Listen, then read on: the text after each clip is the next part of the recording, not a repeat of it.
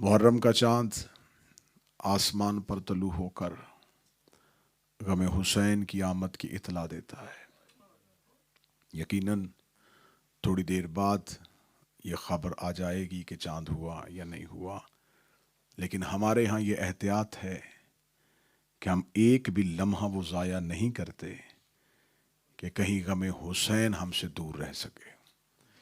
तो आज की शब को भी अगर चांद हो या ना हो, हम गम हुसैन से, हुसैन के रोने से इसकी इब्तिदा करते हैं।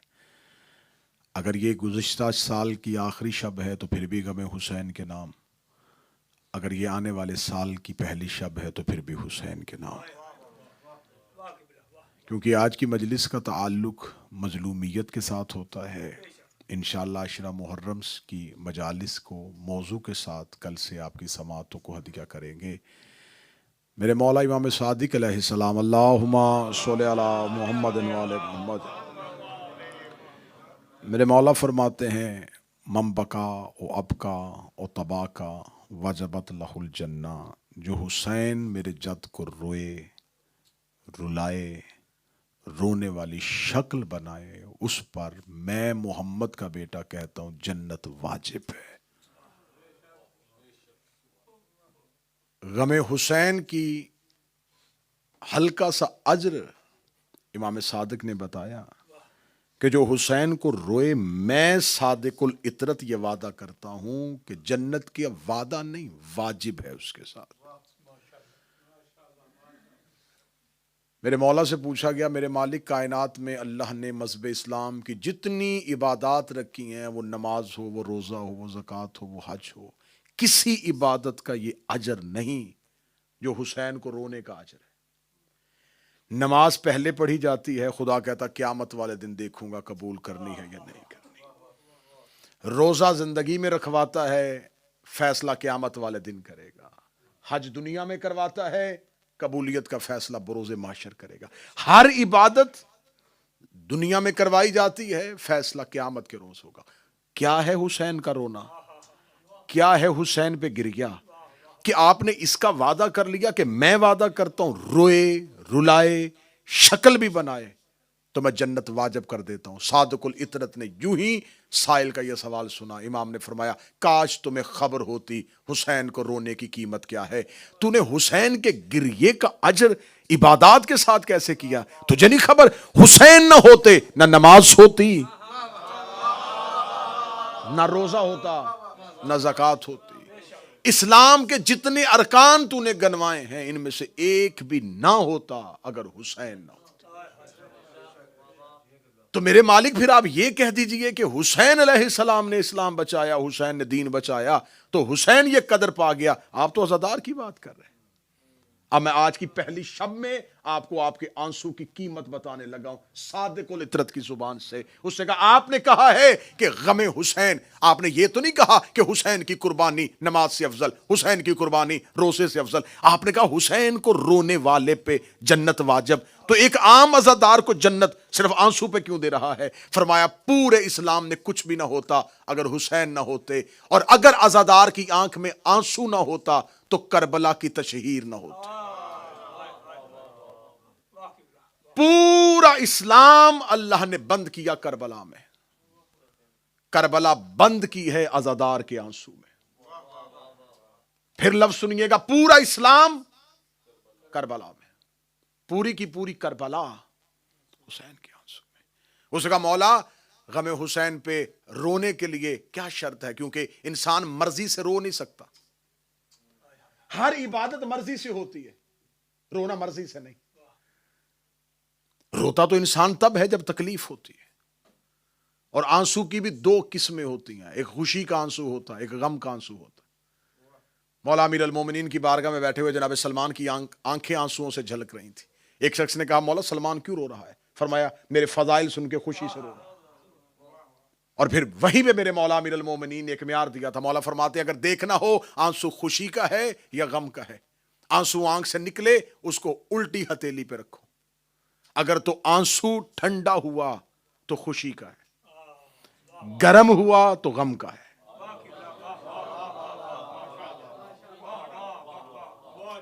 آنکھ سے نکلتے ہوئے آنسو کی ایسی وضاحت عین اللہ ہی کر سکتا ہے۔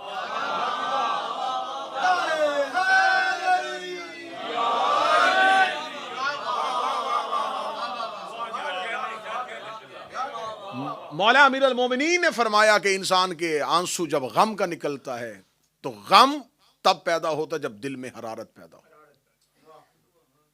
دل حرارت پیدا کرتا ہے، دل کو تکلیف ہوتی ہے، جو ہی دل کو تکلیف ہوتی ہے تو خون میں حرارت آتی ہے، خون میں جب حرارت آتی ہے تو وہ خون انسان کی آنکھوں تک آتا ہے۔ مولا فرماتے ہیں کہ اللہ نے اس آنکھ کے پردے کے پیچھے ایک اتنی باریک جھلی رکھی ہے جو اس آنکھ کو پردے سے باہر نہیں آنے دیتی، اس خون کو آنسو کی صورت میں، ایک پانی کی صورت میں انسان کی آنکھ سے نکالتی ہے۔ مولا فرماتے ہیں یہ خون کی حرارت ہوتی ہے۔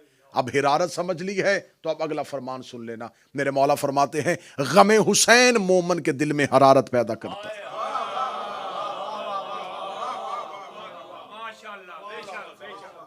حسین کا غم مومن کے دل پہ حرارت پیدا کرتا ہے۔ کوئی آپ کسی کو بازار سے بلائے نا کہ آئیں تھوڑی دیر بیٹھیں روئیں، کبھی بھی نہیں روئے گا۔ آپ کسی کو پوری رات کربلا سنائیں، مرضی سے رو نہیں سکتا۔ مومن کا دل صرف نام حسین کی نون ختم ہونے کا انتظار کرتا ہے اور آنکھ سے آنسو نکل آتا ہے۔ امام سے پوچھا گیا مولا حسین کو رونے کے لیے کیا چاہیے؟ امام نے فرمایا صرف رونے کے لیے ایک چیز چاہیے، شجرہ شریف ہونا چاہیے، تاکہ تمہیں حسین کی غربت کا اندازہ ہو سکے۔ میرے مالک یہ کون روتے ہیں؟ فرمایا علی کے شیعہ۔ مولا یہ علی کے شیعہ کیسا بنتا ہے؟ فرمایا علی کا شیعہ مرضی سے نہیں بنتا، اللہ بنا چکا ہے۔ آج کی ابتدائی مجلس ہے تو میں اس لیے تمہیدی چند کلمات ادا کر رہا ہوں، ورنہ علماء قدیم میں، ہمارے مقدمین میں یہ طریقہ کار ہوتا تھا کہ وہ شب کی مجلس، چاند کی مجلس صرف غم کی پڑھتے تھے تاکہ غم سے ابتدا ہو سکے۔ تو میں اس لیے فضائل کو اسی انداز میں پڑھ رہا ہوں کہ آنکھیں بہتی بھی رہیں اور فضائل بھی ہوتے رہیں۔ مولا حسین کو کون روئے گا؟ متوجہ ہے صاحبان؟ مولا حسین کو کون روئے گا؟ فرمایا علی کا شیعہ۔ مولا علی کا شیعہ کسے کہتے ہیں؟ علی کا گروہ جو علی کا ساتھ ہے۔ فرمایا نہیں۔ مولا شیعہ کیسے بنتا ہے؟ امام فرمایا بنتا نہیں، اللہ بنا چکا ہے۔ میں پھر لفظ کہنے لگا ہوں اپنے نوجوان بچوں کے لیے، شیعہ دنیا میں آ کے نہیں بنتا۔ مولا کیسے؟ کتاب کا حوالہ حیات القلوب علامہ مجلسی، کتاب کا حوالہ بحار الانوار علامہ مجلسی، کتاب کا حوالہ کامل الزیارات غیبت صغریٰ کے دور میں لکھی ہوئی کتاب۔ امام نے فرمایا خلقو شیعتنا من فاضل طینتنا، ہمارے شیعہ ہماری بچی ہوئی طینت سے خلق ہوئے۔ مولا فرماتے ہیں اللہ نے جو شیعوں کو خلق کیا ہے، ہم اہل بیت کی بچی ہوئی طینت سے خلق کیا ہے۔ یہ کہنے کے بعد فرمایا والمعجون بماء ولایتنا، پھر اللہ نے ان کی مٹی کو ہماری ولایت سے گوندا ہے۔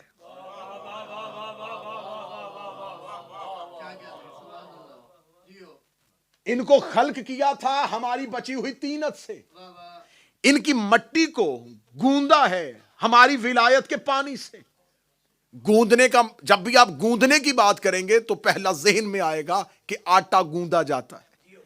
آٹا ایک علیحدہ شکل میں ہوتا ہے، اس میں پانی ملایا جاتا ہے، پانی ملانے کے بعد اس کو آپس میں گوند دیا جاتا ہے۔ گوندنے کے بعد اگر کوئی کہے اس میں آٹا علیحدہ کرو، پانی علیحدہ کرو، ابتدائی مجلس ہے تھوڑا بولیے گا، آٹا علیحدہ کرو، پانی علیحدہ کرو، کوئی کہے گا ناممکن ہے، اب چاہے کوئی بھی سائنس اور ٹیکنالوجی آ جائے اس کو علیحدہ نہیں کر سکتی، کیونکہ اس کو آپس میں گوند دیا گیا ہے۔ معصوم فرماتے ہم نے اپنے شیعوں کی خلقت میں اپنی ولایت کا پانی شامل کیا ہے، یہ کر سکتے ہیں، علی ولی اللہ نہیں چھوڑ سکتے۔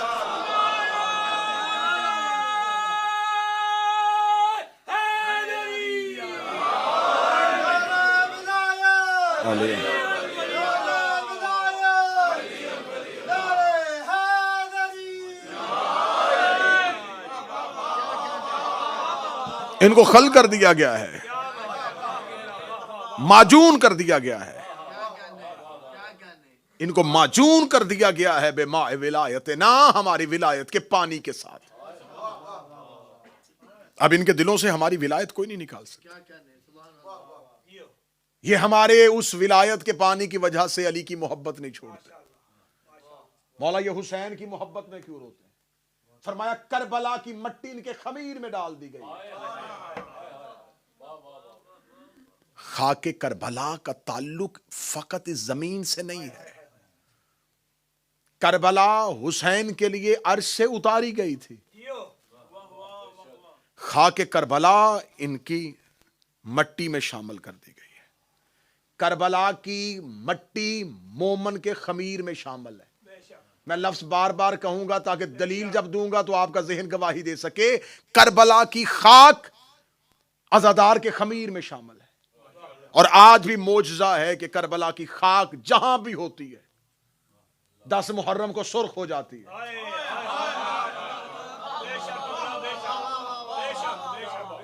شاید میں جملہ سمجھا نہیں سکا. کربلا کی مٹی جہاں بھی ہوگی 10 محرم کو سرخ ہوگی.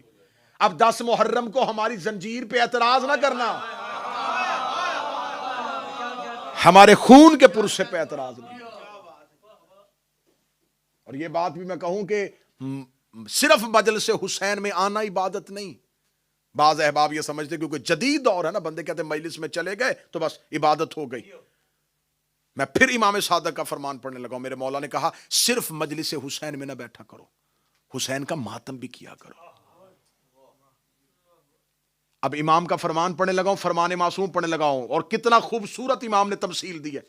مولا فرماتے ہیں مجلس حسین کے بعد ماتم ایسے ہی ہے جیسے نماز کے بعد زہرا کی تسبیح.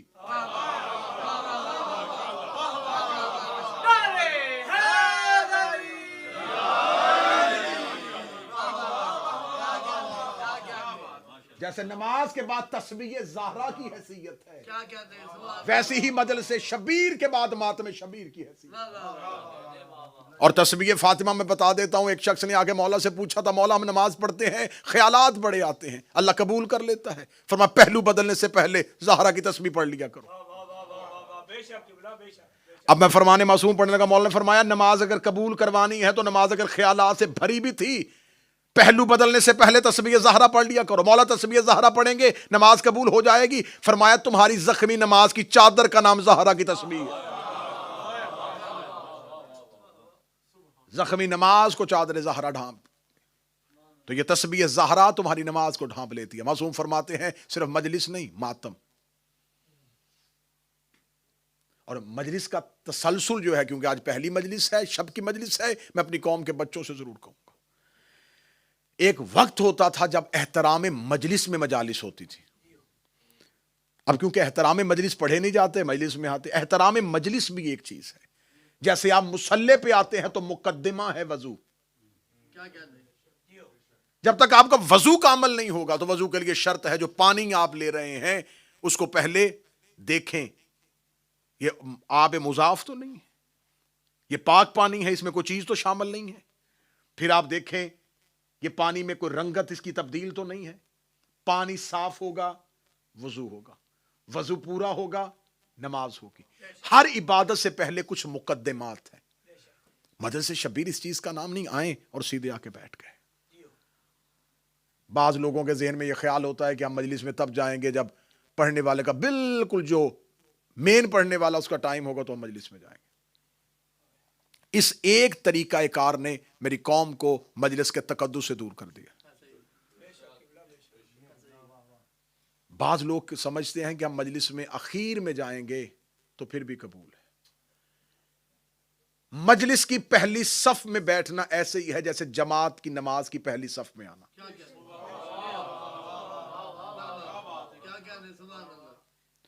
جیسے پہلی جماعت کی صف کی نمازی کی حیثیت ہوتی ہے, پہلی مجلس شبیر میں پہلے آنے والے کی حیثیت ہوتی ہے. پہلے آنا مجلس حسین میں اس لیے ضروری ہے کہ جو سب سے پہلے آتی ہے وہ مادر حسین ہے. جو چاہتا ہے کہ مادر حسین کی دعا جلدی لے تو وہ مجلس حسین میں پہلے آئے. مجلس میں سب سے بعد میں نکلنا یہ بھی میرے آئمہ کی سنت ہے. پہلے آنا بعد میں نکلنا, تقدس کو ملحوظ خاطر رکھنا, احترام کو ملحوظ خاطر رکھنا. آپ کے گھر میں کوئی مہمان آئے اور وہ مہمان آ کے اونچی آواز میں کہہ کے لگائے تو آپ اس کو بدتمیزی شمار کرتے ہیں. وہ آپ کے گھر میں بیٹھ کے فضول باتیں کرے تو آپ کو لغویات بکنے والا بدتمیز لگتا ہے. تو یہ امام بارگاہ جو ہے یہ حسین کا گھر ہے. ان 9 دنوں میں یہ احتیاط کیجئے گا کہ آپ نے اپنی ذاتی گفتگو کرنی ہے امام بارگاہ کی حدود سے باہر. جب تک حسین کی مجلس والی جگہ پہ ہیں تو صرف حسین کے لیے بیٹھے. کوئی باتیں غیر ضروری تو نہیں لگ رہی سمجھ؟ یہ حسین علیہ السلام کا فیض ہے ہم پر کہ مجلس حسین میں اس نے ہمیں بلایا, اور مجلس حسین میں نمازی بڑے سے بڑا نمازی بھی ہو اس کی نماز تصورات سے خالی نہیں ہے. نماز میں تصور کیوں آتے ہیں؟ کہتے ابلیس گمراہ کرنا شروع کر دیتا ہے. لے میں منبر کے تقدس کی قسم کھا کے کہتا ہوں, نمازی نماز میں خیالات میں جاتا ہے, ماتمی مجلس حسین میں خیالات میں نہیں جاتا. جو تصور نماز میں آیا تھا وہ مجلس میں کیوں نہیں آیا؟ اس کا مطلب ہے کہ ابلیس مصلی تک آ جاتا ہے, مجلس حسین میں نہیں آتا.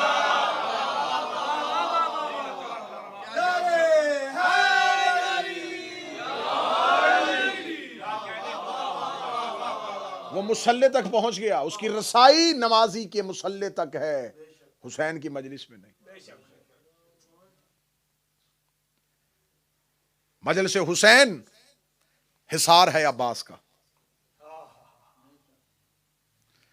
چلے میں جملہ آ گیا کیونکہ علم کشائی کی مجلس ہے, تو انشاءاللہ جب مجالس میں ہوں گے تو پھر حضرت عباس کے تذکرے میں تفصیلی حضرت عباس کا تذکرہ کروں گا. میرے مولا سرکار باب الحوائج ابو الفضل العباس شب عاشور 9 لاکھ نے سوچا کہ ہم حسین پہ رات کو حملہ کر دیں.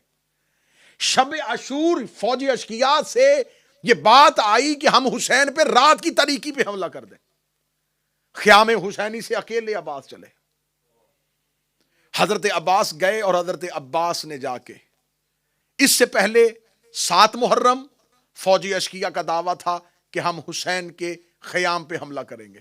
7 محرم کا عباس پڑھوں, پھر شب عاشور کا عباس سن لینا. حضرت عباس جب پہنچے تو فرات کے گھاٹ پہ, کتابیں کہتی ہیں فرات کے گھاٹ پہ اس وقت 30,000 یزیدی لشکر جو تھا وہ فرات کی گھاٹ پہ قبضہ کر گیا. حضرت عباس اکیلے آئے, 30,000 نے فرات کا گھاٹ قبضہ کیا ہوا اور ارادہ کیا تھا حسین پر حملہ کرنا. حضرت باب الحوائج ابو الفضل العباس آئے اور اپنے گھوڑے سے اپنے نیزے کو زمین پہ رکھا, اپنے نیزے کی انی کے ساتھ کربلا کی ریتی پہ خط کھینچا. خط کھینچ کے عباس کہنے لگے حسین تک جانا تو بہت دور کی بات ہے, ہمت ہے تو اس خط کو پار کر کے دکھا. تم میں جرت ہے تو اس لکیر کو پار کرو, تم میں ہمت ہے تو اس خط کو جو میں نے کھینچا ہے اس کو پار کر کے دکھاؤ. ہمت ہے تو اس لکیر کو پار کرو, ہمت ہے تو اس لکیر کو پار کرو. معصوم سے پوچھا گیا تھا, عباس نے وہاں پر ایک خط کھینچا تھا, وہ خط ختم ہو گیا؟ فرمایا عباس کا کھینچا ہوا خط کبھی بھی ختم نہیں ہوتا, عباس کی کھینچی ہوئی لکیر آج بھی ہے. فرمایا وہ لکیر کہاں ہے؟ فرمایا مجلس حسین کے باہر عباس کا کھینچا ہوا خط ہے. دشمن آنا بھی چاہے تو نہیں آ سکتا. اب منتیں نہ کیا کرو کہ ماتم دے آ جاؤ, مجلس میں آ جاؤ. جسے عباس روک لے اسے کوئی نہیں بلا سکتا. بسم اللہ.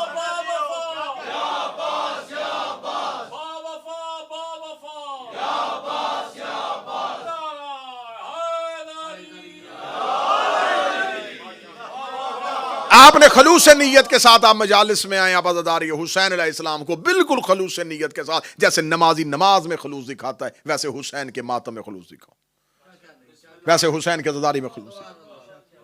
ایک دور ہوتا تھا گلی محلے میں بحثیں ہوتی تھی, اب اس سے زیادہ خطرناک دور یہ ہے, اب ہے سوشل میڈیا پہ بحثیں. اعتراض کرنے والے کا چہرہ بھی نظر نہیں آتا, اور جہاں چہرہ نظر نہ ہو وہاں آنکھوں کی دید اور شرم بھی ختم ہوتی. 200-250 سوالات کم از کم ایسا ہے جو دشمن تیار کر کے بیٹھا ہوتا ہے محرم سے پہلے. جو ہی محرم کی آمد آتی ہے, میری قوم کا بچہ کوئی پوسٹ لگاتا ہے, کوئی سٹیٹس لگاتا ہے, نہیں کالے کپڑے قرآن میں کہاں, ماتم قرآن میں کہاں لکھا ہے, زنجیر قرآن میں کہاں لکھی. میں اپنی قوم کے بچوں کو آج ہی جواب دے دیتا ہوں. جو یہ پوچھے نا قرآن میں کہاں لکھا ہے, اسے پوچھو کہ کیا آپ سب کچھ وہی کرتے ہیں جو قرآن میں لکھا ہے؟ اگر آپ سب کچھ وہی کرتے ہیں جو قرآن میں لکھا ہے تو آپ بتائیں مذہب جعفریہ کے علاوہ 4 آئمہ ہیں, ان چاروں کے نام قرآن میں کہاں ہیں؟ ان چاروں کی فقہ قرآن میں کہاں ہے؟ 57 اسلامی ملک ہیں، ان کے نام قرآن میں کہاں ہیں؟ ان کے اندر جو قانون پاس ہے وہ آئین کہاں ہے؟ جو آج اسلامی نظام قائم ہے وہ نظام قرآن میں کہاں ہے؟ چھوڑ دو دنیا داری کی باتیں، نماز کی رکعتیں قرآن میں کہاں ہیں؟ رکوع میں کتنی دیر رکنا یہ قرآن میں کہاں ہے؟ سجدے میں قرآن کا حکم کہاں ہے؟ زکوٰۃ کتنی بھیڑ پہ، کتنی بکریوں پہ، کتنی سونے پہ، چاندی پہ قرآن میں کہاں ہے؟ کعبے کے 7 چکر قرآن میں کہاں ہے؟ صفا مروہ کی صحیح قرآن میں کہاں ہے؟ منع میں جانا قرآن میں کہاں ہے؟ عرفات میں رکنا قرآن میں کہاں ہے؟ مزدلفہ میں جانا قرآن میں کہاں ہے؟ اگر یہ ساری چیزیں قرآن میں نہیں ہیں تو پھر کام کیوں کر رہے ہو؟ کہتے ہیں یہ قرآن میں نہیں ہے، قرآن میں ہمیں نظر نہیں آ رہی لیکن ہمارا اس پہ یقین ہے۔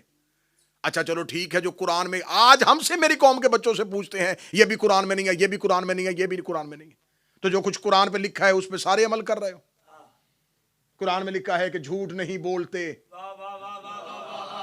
تو کیا سارے مسلمان ایسے ہیں جو جھوٹ نہیں بولتے؟ قرآن میں لکھا ہے حسد نہیں کرتے، کیا سارے ہی ایسے ہیں جو حسد نہیں کرتے؟ غیبت نہیں کرتے، مال حرام نہیں کرتے؟ جو کچھ قرآن میں حکم ہے وہ کیا سارا کچھ سارے کرتے ہیں؟ اس کا مطلب ہے کہ تجھے شریعت سے محبت نہیں، حسین سے دشمنی ہے۔ تجھے دین سے محبت نہیں، تجھے حسین سے دشمنی ہے۔ یہ قرآن میں کہاں لکھا ہے؟ یہ قرآن میں لکھا ہے اللہ صرف حکم دیتا ہے، تشریع رسول کرتا ہے۔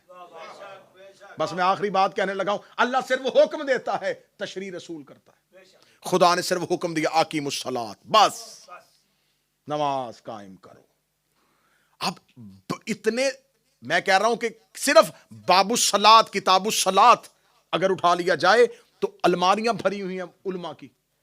خدا نے صرف اتنا کہا ہے کہ نماز پڑھو، آگے مولویوں کی بحثیں کتنی پڑھنی ہے، نماز اجارہ کون سی ہے، نماز عہد کون سی ہے، نماز میت کون سی ہے، غصبی جگہ پہ کیسے ہوتی ہے، ڈوبتے ہوئے کیسے نماز ہوگی، اشارے سے نماز کیسے ہوتی ہے، اندھے کی کیسے ہوگی، گونگے کی کیسے ہوگی، مسافر کی کیسے ہوگی، قصر کون سی ہوتی ہے، قضا کون سی ہوتی ہے۔ یہ تو پورا کا پورا باب کھول دیا ہے، قرآن میں تو کہیں نہیں تھا۔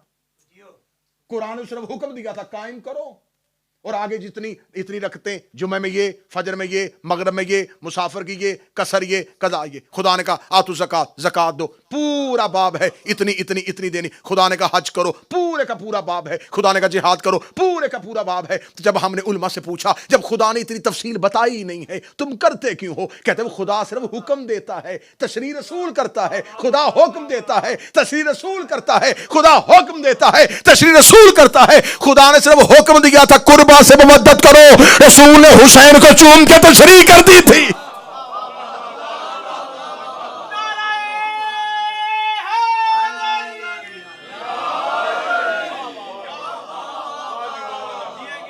جیسے صرف اللہ نے نماز کا حکم دیا، تشریع رسول نے کی، روزے کا حکم دیا، تفسیر رسول نے بتائی۔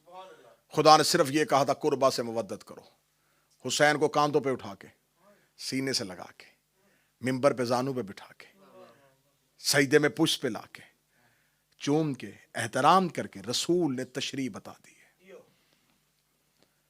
اب یہ اعتراض کرنا کہ یہ قرآن میں کہاں ہے، یہ قرآن میں کہاں ہے، یہ قرآن میں کہاں ہے، جو قرآن میں نظر آ رہا ہے اسے مسلمان مان نہیں رہے، جو چھپا ہوا ہے اسے ڈھونڈ رہے۔ میں پھر جملہ کہوں گا، شاید آپ بے نیازی میں جملہ کھا گئے، میں پھر جملہ کہنے لگا ہوں، جو نظر آ رہا ہے قرآن میں مسلمان مان نہیں رہے، جو چھپا ہوا ہے اسے ڈھونڈ رہے ہیں۔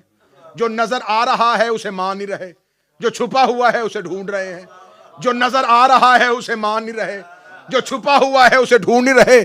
اب بھی میرا خیال ہے 4 لوگوں کو سمجھ آئی، باقی بندے چپ ہیں۔ جو قرآن میں نظر آ رہا ہے اسے مان نہیں رہے، جو چھپا ہوا ہے اسے ڈھونڈ رہے ہیں۔ جو غدیر میں نظر آ رہا تھا اسے مان نہیں رہے تھے، جو غیبت میں ہے اسے ڈھونڈ رہے ہیں۔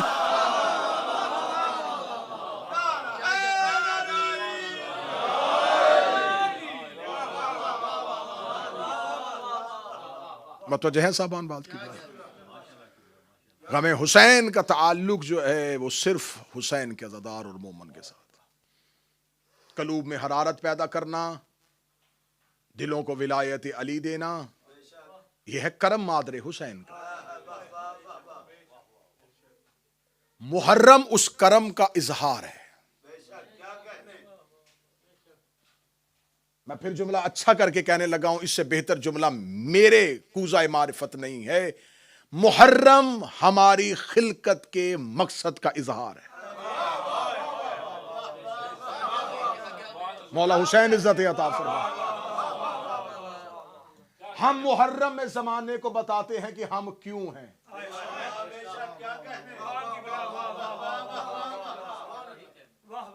ہم عزاداری برپا نہیں کر رہے، عزاداری ہمیں زمانے میں متعارف کروا رہے ہیں.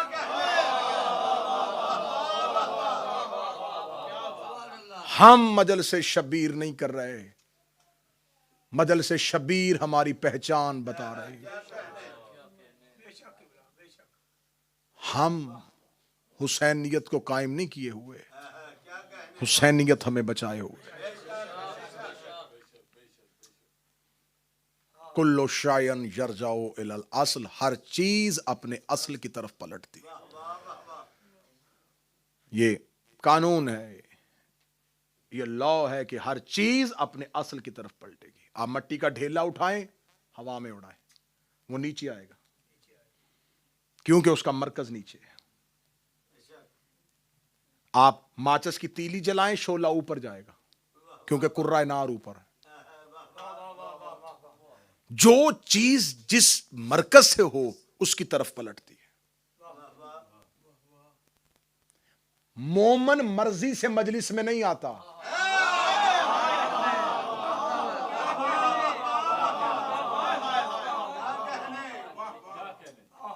آپ ان 10 دنوں میں آزما کے دیکھ لیجئے گا، آزمائیے گا ان 10 دنوں میں اس چیز کو آزما کے دیکھ لیجئے گا. مجلس کا وقت ہوگا، آپ کے اس سے پہلے ایک بے چینی، ضروری امور جلدی جلدی نپٹا رہے ہوں گے.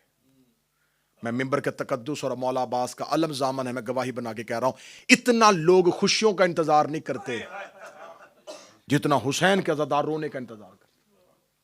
انسانی فطرت ہے، انسان غم سے گھبراتا ہے. اسے پتا چل جائے فلاں جگہ پہ غم کی محفل ہے، وہ کبھی نہیں جائے گا. نہیں یار، دل پریشان ہو جائے گا. آپ آزمائیے گا، ان 10 دنوں میں آپ مجلس کے بغیر رہ ہی نہیں سکتے. جتنے بھی ضروری کام ہو، بندہ کہتا ہے یار جلدی جلدی ختم کرو، جلدی جلدی ختم کرو. چھوٹے چھوٹے بچے لے کے مائیں سخت موسم میں گھروں سے نکلتی ہیں. مجھے حسین کی قسم، لوگ یہ سمجھتے ہیں شاید ہم مجلس میں جا رہے ہیں. حسین کی ماں دروازے پہ کھڑی ہو کے تمہیں آواز دے رہے، تمہیں بلایا جاتا ہے. حسین کی ماں نام لے لے کے بلاتی ہے. مجلس سے ایک رات پہلے فرشت بنتی ہے، حسین کا بیٹا اور حسین کی بہن فرشت بناتی ہے. جب مومنین مجلس میں آتے ہیں دروازے پہ سجاد استقبال کرتے ہیں. پلٹ کے آ گئے تھے مدینے واپس، آباد ہو گیا تھا مدینہ. منہال کوفی آیا مولا سجاد کے پاس. اس نے کہا مولا مجھے خبر ہوئی آپ بہت روتے. مولا کربلا نے آپ کو ضعیف کر دیا، لیکن مولا ہم کیا کریں، میں اجازت لینے کے لیے آیا ہوں، میرا بیٹا جوان ہے. کربلا کے بعد میرا جی نہیں کرتا کہ ہم کوئی خوشی کریں. میں نے جملہ چھپایا تھا، اب اگر تم ہائے کہہ سکو تو میں جملہ بدلتا ہوں. منہال کہتا اکبر کے بعد جی نہیں کرتا کہ بیٹے کی شادی. مولا اکبر و قاسم کے بعد جی نہیں کرتا بیٹوں کی شادیاں کریں. اے میرا مولا پوچھنے آیا ہوں، اجازت ہے میں بیٹے کی شادی کر دوں؟ ہاں ہاں منہال یہ واجبات میں سے ہے، منہال جلدی کرو. میرے مولا پھر ایک حسرت ہے، آپ آئیں گے؟ جو منہال نے مولا سجاد سے کہا نا آپ آئیں گے، سجاد رو کے کہتے ہیں کربلا کے بعد خوشیاں؟ جب سے میرا اکبر گھوڑے کی زین سے گرا مجھے خوشیاں اچھی نہیں لگتی. منہال کہتا مولا پھر ٹھیک ہے میں بیٹے کی شادی نہیں کروں. مولا جب تک آپ نہیں آئیں گے مولا سجاد رو کہتے اچھا اگر تیری ضد ہے، تو نے اتنی محبت سے کہا ہے، پھر ایک میری بھی بات مان۔ مولا حکم فرمایا اپنے بیٹے کی شادی پہ غریب کی مجلس کا اہتمام کر۔ میں گھر سے مجلس کے لیے آؤں گا، منہال ہمیں اچھا نہیں لگتا تیرے گھر میں خوشی ہوگی اور وہاں رونا ہو، کیا منہال تیرے گھر کے لوگ مجلس حسین میں رو لیں گے؟ منہال کہتا نسلیں قربان کروں، مولا تیرے غم سے زیادہ اچھا کون سا غم ہے؟ مولا میرے گھر میں مجلس ہوگی مولا حسین کی، ہم روئیں گے حسین کو۔ یہ کہنا تھا، مولا سجاد اپنی جگہ سے اٹھ کے کھڑے ہوئے، دونوں ہاتھ ماتھے میں رکھتے، تیرا بڑا شکریہ، تو میرے بابے کی مجلس کا اہتمام کر رہا ہے۔ یہ جملہ کہنا تھا، منہال ہاتھ باندھ کے کہتا فرزند زہرا میرا شکریہ کیوں ادا کر رہا ہے؟ مولا یہ احسان نہیں ہے، یہ ہمارا حق بنتا ہے کہ ہم حسین کو روئیں۔ منہال باہر والے دروازے پہ گیا تھا، یہ پردے سے کنیز آئی، آگے مولا سجاد سے کہتی عالیہ کہہ رہی منہال سے کہے ایک کنات لگوانا، زینب ساتھ آئے۔ منہال سے کہے پردے کا اہتمام کرنا، میں زینب بھی ساتھ آؤں گی۔ جب کہا نا میں زینب ساتھ آؤں گی، تڑپ گیا منہال، رو کہتا مولا علی کی بیٹی میرے گھر، علی کی بیٹی میرے گھر۔ منہال جہاں مجلس ہوگی وہاں ہم جائیں گے۔ بس عزادار و منہال نے مجلس حسین کا انتظام کیا، لوگ مجلس میں آ کے بیٹھ گئے۔ منہال بار بار باہر والے دروازے کو دیکھ رہے، مجلس کے آغاز میں تکیے لگا کے بیٹھا تھا۔ آخر جب مجلس اپنے وسط میں پہنچی، منہال سر جھکا کے کہتا صدیقہ ماں کا بیٹا ہے، وعدہ کیا تھا آؤں گا، اللہ جانے کون سی غلطی ہو گئی ہم سے جو غریبوں کے گھر امام نہیں آیا۔ منہال یہ کہے کہ اٹھ کے باہر کی طرف گیا تو کوئی شخص ہے جو وہاں بیٹھا ہے جہاں لوگوں نے اپنے جوتے اتارے۔ منہال ہاتھ پکڑ کے کہتا مسافر آگے جا کے بیٹھ۔ اتنا جملہ کہنا تھا، یا سید الساجدین نے اپنے چہرے سے رومال ہٹایا، رو کے فرمایا منہال جب سے مجلس کا آغاز ہوا میں سجاد آ گیا ہوں، میں ان کا شکریہ ادا کرنے آیا ہوں جو میرے بابے کو رونے کے لیے آئے۔ غم حسین حسرت ہے،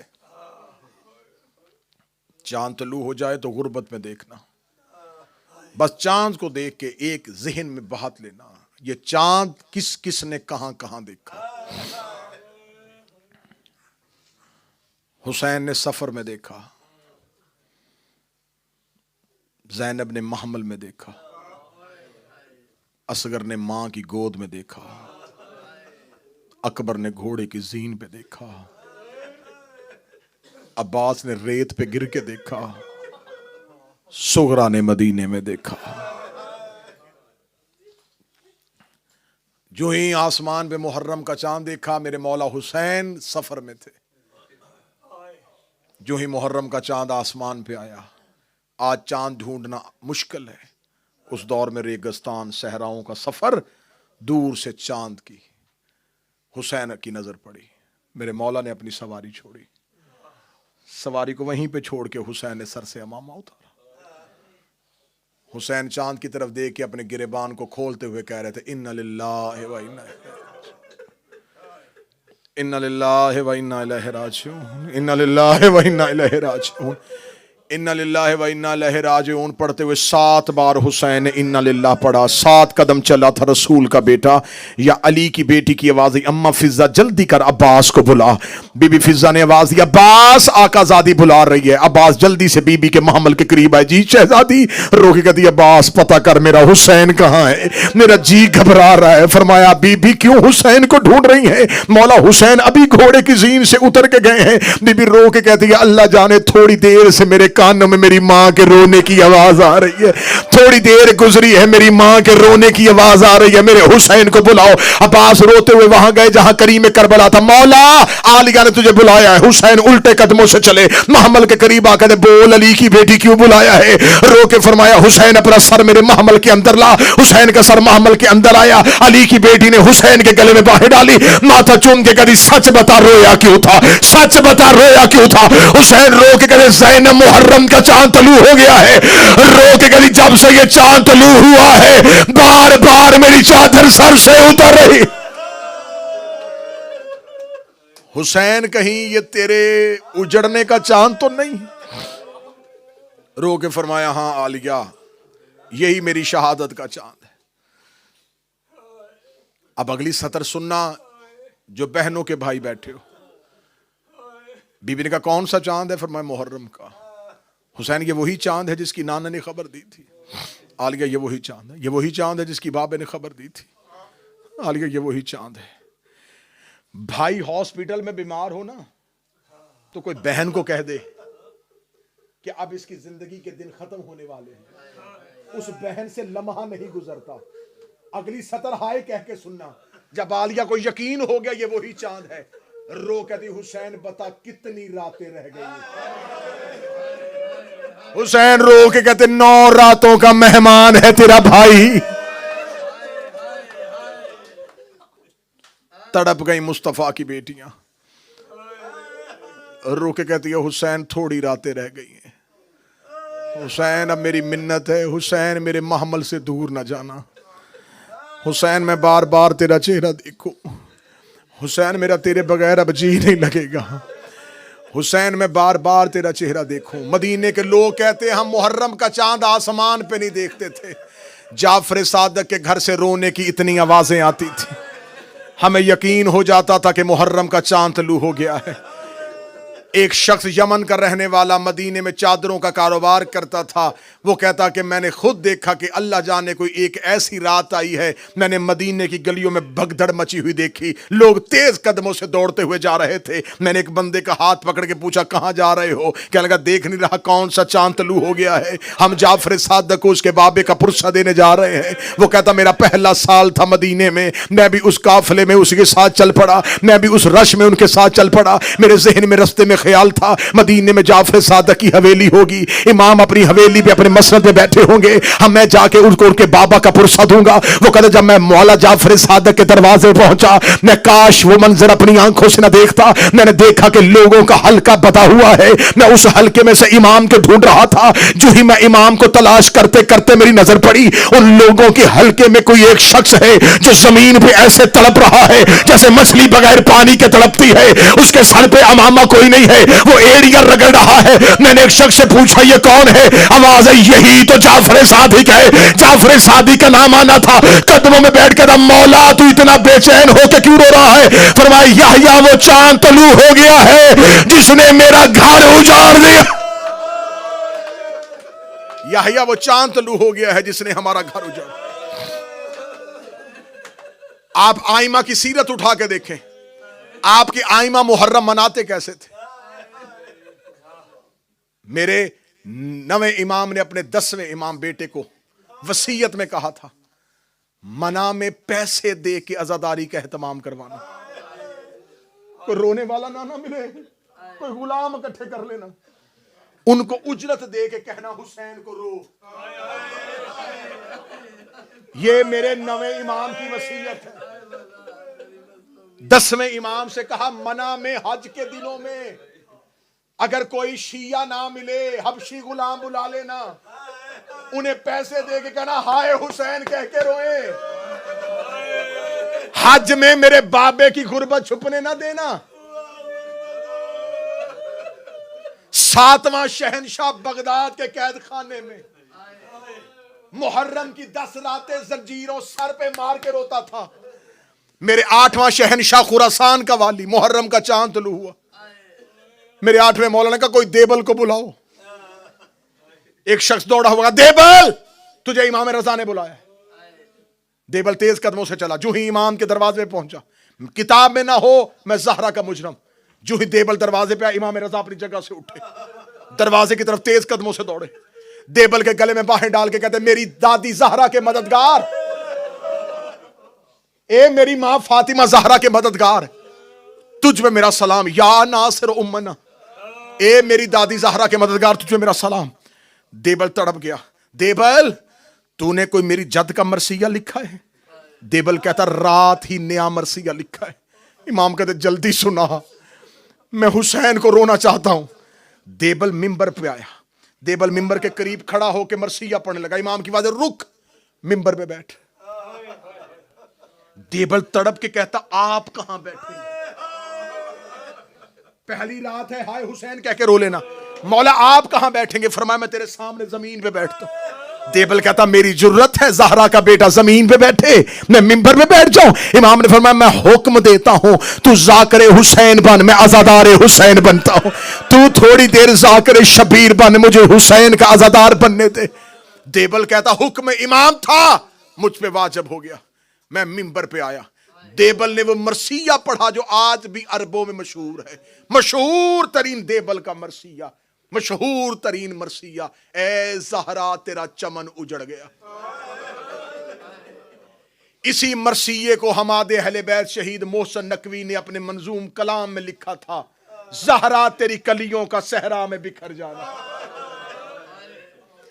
دیبل نے ممبر پہ آ کے کہا اے فاطمہ زہرا تیرا بھرا چمن اجڑ گیا, اے سیدہ تیرے گلستان کو نظر لگ گئی, اے بی بی تیرے پھول اور تیری کلیاں بکھر گئیں.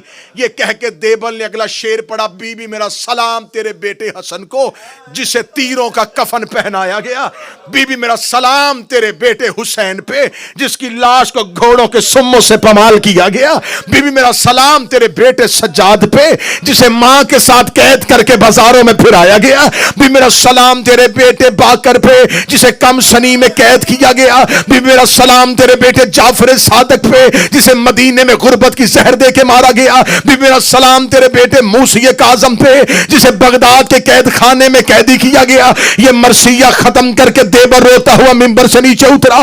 امام رضا نے اپنی ہاتھ سے ایک شعر لکھا, شعر لکھے گا دیبل اپنے مرثیے میں آج سے شعر کا اضافہ کر دے. دیبل ممبر پہ آیا, دیبل نے شعر پڑھا, بی میرا سلام تیرے اس بیٹے پہ جو توس میں غربت کی حالت میں دفن ہو جائے گا. یہ جملہ پڑھنے کے بعد دیبل رو کہتا مولا مجھے تو نہیں پتا فاطمہ کا کوئی بیٹا توس میں بھی دفن ہے. امام رضا نے گرے بان کے بٹن کھولے, روکا یہ تیرا وہ غریب امام ہے جو توس میں اکیلا دفن ہو جائے گا. دیبل نے دوبارہ شعر پڑھا, مجلس کا ماحول تبدیل ہو گیا, لوگوں کو غش آنا شروع ہو گیا. دیبل دوسری بار شعر پڑھنے لگا, یا عورتوں کی طرف سے کنات پھٹی, ایک سفید سر والی کنیز روتی ہوئی آئی. روکا دی دیبل دوبارہ شعر نہ پڑھنا, جب سے تو نے شعر پڑھا ہے کبھی رضا کی کوئی بہن بے ہوش ہو رہی ہے, کبھی رضا کی کوئی بہن بے ہوش ہو رہی. آؤ پہلی رات مولا سے کہے اے مولا رضا تیری بہنوں نے تیری شہادت کے شعر سنے تھے اور وہ گھر میں بے ہوش ہو گئی. حسین کی 3 سگی بہنیں 70 قدم کے فاصلے پہ قاتل سے کہہ رہی تھی خنجر آہستہ چلا. حسین کی رگیں خشک ہو گئی. ماتم حسین.